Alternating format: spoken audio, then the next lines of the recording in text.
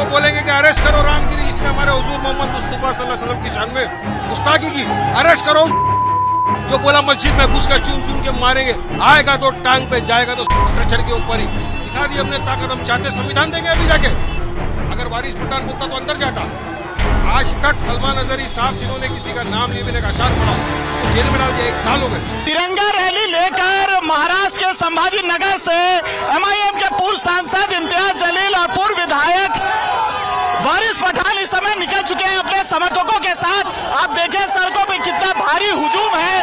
हमारे साथ खुद इस समय इम्तियाज जलील मौजूद हैं। इम्तियाज भाई, आप इतना बड़ा लाव लश्कर लेकर जा रहे हैं, वजह क्या है? मुंबई कूच करने का ये तिरंगा रैली का मकसद क्या है? सरकार ने मुझे बुलाया है, महाराष्ट्र की पुलिस ने मुझे बुलाया है, क्योंकि मैंने उनको कुछ वक्त दिया था कि अगर जो गुनहगार है, जिसके ऊपर 60 FIR रजिस्टर हो चुकी है, अगर कोई ये कह रहा है कि मैं मुसलमानों को मस्जिदों में घुस के तो चुन चुन कर मारूंगा और पुलिस उसके ऊपर कार्रवाई नहीं कर रही, तो मैंने उनको 5 दिन का वक्त दिया था। अगर ये वक्त के अंदर अगर तुमने कार्रवाई नहीं करे तो 6ठे दिन से मैं मेरी कार्रवाई की शुरुआत करूंगा, और उसी का नतीजा है उन्होंने कार्रवाई नहीं की। इस वजह से मैं यहाँ पर आया हूँ उनको एक संविधान की कॉपी गिफ्ट करने के लिए, ये बताने के लिए कि देश कायदे कानून और संविधान से चलेगा, तुम्हारी गुंडागर्दी से नहीं चलेगा। सरकार का कहना है वो एक जो है क्रिमिनल प्रोसेस है, कानूनी प्रोसेस है, FIR दर्ज हो चुके हैं, जो कानूनन कार्रवाई होगी वो की जाएगी। मुख्यमंत्री ने कहा है आज फिर से। किस ज्ञानी मुख्यमंत्री ने कहा? ये वही मुख्यमंत्री है जिसने वो रामगिरी के बारे में उसके बाजू बैठकर ये कहा था कि मैं तुम्हारे बाल को भी धक्का नहीं लगने दूंगा। ये मुख्यमंत्री कायदे कानून हमको सिखा रहे हैं। कायदे कानून हमको भी बहुत अच्छे तरीके से समझ में आता है, इसमें बहुत ज्यादा ज्ञान हमको बांटने की जरूरत नहीं है। अगर किसी स्टेज के ऊपर खड़े रह के किसी धर्म के बारे में ये कहूं कि किसी मस्जिद मंदिर के अंदर घुस के हम मारेंगे करके, जो मैं कभी नहीं कहूंगा, क्योंकि मेरी संस्कृति और मेरा मजहब इजाजत नहीं देता, मुझ पर आप कार्रवाई नहीं करेंगे?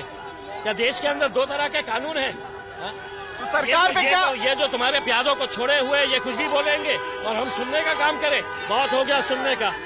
लश्कर लेके आए हैं हम पूरी ताकत के साथ यहाँ पर आए हैं और हुकूमत को आगाह करने के लिए आए हैं। वो कोई और होंगे जो तुम्हारी बातों से डरते होंगे, तुम्हारा सुनकर घर पे बैठते होंगे। हम संघर्ष करने वाले हैं, लड़ने वाले हैं। तो क्या मुंबई में आप आजाद मैदान जाना चाहते हैं? वहाँ पर आपको एंट्री की अभी तक कोई इजाजत मिली है? पुलिस प्रशासन की तरफ से कोई एश्योरेंस मिला है? मैंने कोई परमिशन मांगा नहीं है। पूरा महाराष्ट्र मेरा है, मैं कहीं पर भी जा सकता हूँ। मैंने कोई परमिशन मांगी नहीं है इसमें। मैं सिर्फ आज मुझे खुशी इस बात की है कि लोग कहते थे कि इसको घर से बाहर भी निकलने नहीं देंगे। मैं औरंगाबाद से निकल के थाने तक पहुंच गया हूं, वो थाने जो मुख्यमंत्री का घर है, यहां तक पहुंच गया हूं इतना बड़ा काफिला लेकर। तो आप कह रहे हैं मुख्यमंत्री को चुनौती देने की कोशिश कर रहे हैं? नहीं दे रहे हैं, हम उनको एक संविधान की कॉपी लेकर आए हैं उनको देने के लिए कि साहब इससे देश चलने वाला है, संविधान से, दादागिरी से, और आपका ये जो जाति धर्म के बीच में जो दरारें पैदा कर रहे हैं, दंगे करवाने की आप सोच रहे हैं, उससे देश नहीं चल सकता, राज्य नहीं चल सकता है। शिवसेना का ये कहना है, शिंदे गुट के जो नेता हैं उनका ये कहना है कि MIM और उद्धव ठाकरे के बीच में डील हो गई है, महाराष्ट्र का किसी भी तरीके से माहौल खराब करना है, इसी वजह से आप मुंबई की तरफ कूच कर रहे हैं, इतने बड़े लाव लश्कर, इतने हजारों की भीड़ लेकर। क्यों? अगर ये कार्रवाई कर लेते तो मैं भी आज घर पर बैठा होता। तुम कार्रवाई नहीं कर रहे हैं और मुझे ज्ञान दे रहे हैं कि हमारे इसके साथ समझौता, उसके साथ समझौता, हम अकेले काफी है, हमें किसी के सहारे की जरूरत नहीं है। तो ये शिंदे के जो पिद्दुआ बोल रहे हैं ना कि इनका सेटिंग हो गया, इनका ये हो गया, तो उनको एक बात समझ लेना चाहिए, हमको किसी के सहारे की जरूरत नहीं है। सवाल इसलिए भी उठ रहा है भाई, क्योंकि आपने प्रपोजल एक दिया था महाविकास आघाड़ी को कि लोकसभा चुनाव में हमें साथ नहीं लिया, हमें बी टीम कहा जाता है बीजेपी का, हम दोबारा मौका नहीं देना चाहते हैं, हमें साथ में असेंबली इलेक्शन में ले ले। इसीलिए शिंदे गुट के जो नेता है वो सवाल उठा रहे कि कहीं कोई म्यूचुअल अंडरस्टैंडिंग। हमारे को आज तक कोई पॉजिटिव रिस्पॉन्स नहीं दिया है, तो हम पूरी ताकत लगाएंगे महायुति को हराने के लिए भी। और महाविकास आघाड़ी अगर सीधे रास्ते पे नहीं आई तो उनको भी लोहे के चने चबाएंगे इंशाल्लाह। अब प्रकाश अम्बेडकर तीसरे फ्रंट की तैयारी कर रहे हैं, वो क्या करना है वो उनसे पूछिएगा। क्या आप तीसरे फ्रंट में जाने की कोई इच्छा, ऐसा कुछ? कोई आया हमारे दर पे तो हम कबूल करेंगे, किसी के पास अब जाएंगे आएंगे नहीं।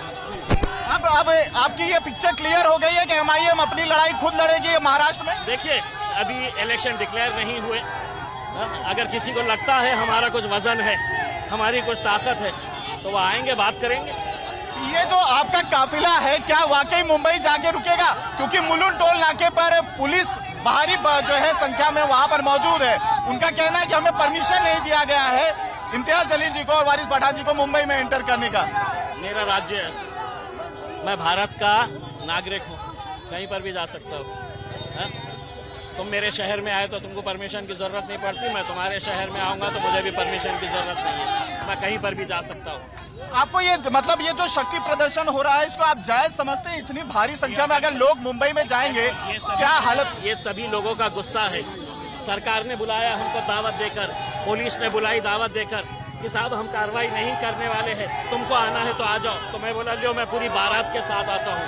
तो बैंड बाजा बारात लेके मैं आया हूँ मुंबई को।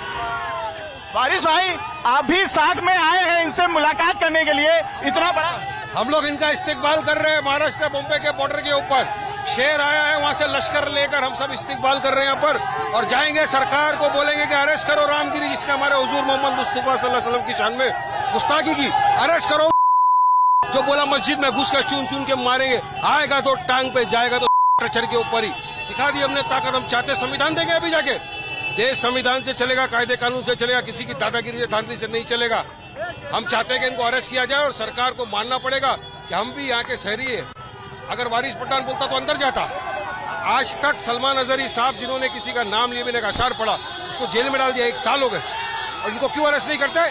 संविधान इक्वालिटी की बात करता है, इसलिए हम जाएंगे, संविधान देंगे और उनको सिखाएंगे कानून कायदा किस तरह से आपको पालन करना चाहिए। आखिरी सवाल, मुख्यमंत्री कैबिनेट मीटिंग ले रहे हैं, लगातार मुंबई के मंत्रालय में बने हुए हैं, क्या मुख्यमंत्री से मिलने की कोशिश होगी? क्या रूपरेखा होगी? संविधान की कॉपी आप लेकर आए जैसा कि आप कह रहे हैं। सुबह से उनको ये तो समझ में आ गया है, तो एक बहुत बड़ा काफिला महाराष्ट्र से निकला है उनको अपना कर्तव्य याद दिलाने के लिए।